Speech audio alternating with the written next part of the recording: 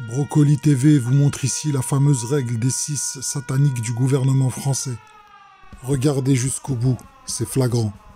C'est des règles dont je voudrais que chaque citoyenne et citoyen se les approprie pleinement. Bonsoir. Nous n'avons pas perdu le contrôle. Nous sommes dans une situation qui est préoccupante et qui justifie que nous ne soyons ni inactifs, ni dans la panique. Maintenant, je pense qu'il est important, dès le début de notre échange, et pour tous nos concitoyens, de dire exactement ce que nous savons de ce virus. On sait qu'il tue. Donc ce virus, il est dangereux et grave pour tout le monde.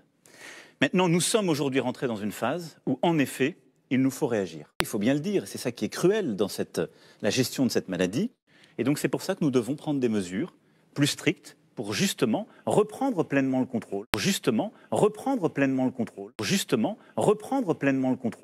Et donc la décision que nous avons prise, c'est en effet un couvre-feu.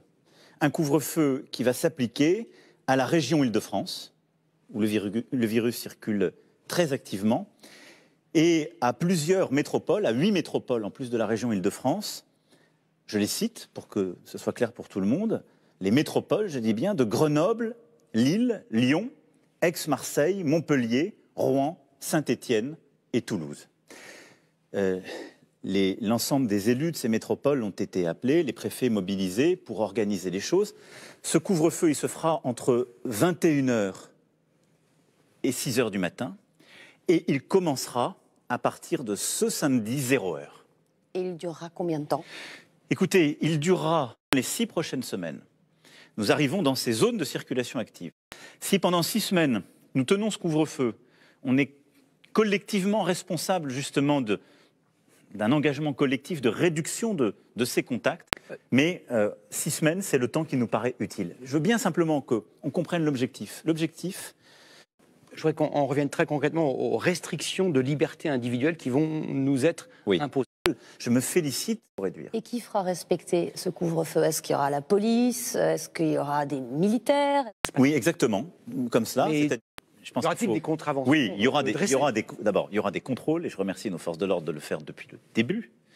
Et il y aura des amendes, comme il y en a déjà pour justement beaucoup d'infractions prévues. Combien, d'ailleurs ? Donc ce sera une amende de 135 €, qui est celle qui prévaut pour aujourd'hui les masques ou les restrictions déjà quand il y en a qui sont observées, je le rappelle.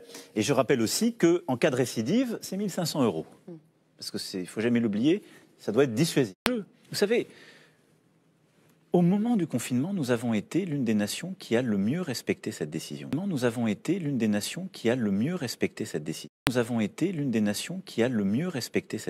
Mais je veux ici dire les règles qu'on va appliquer partout.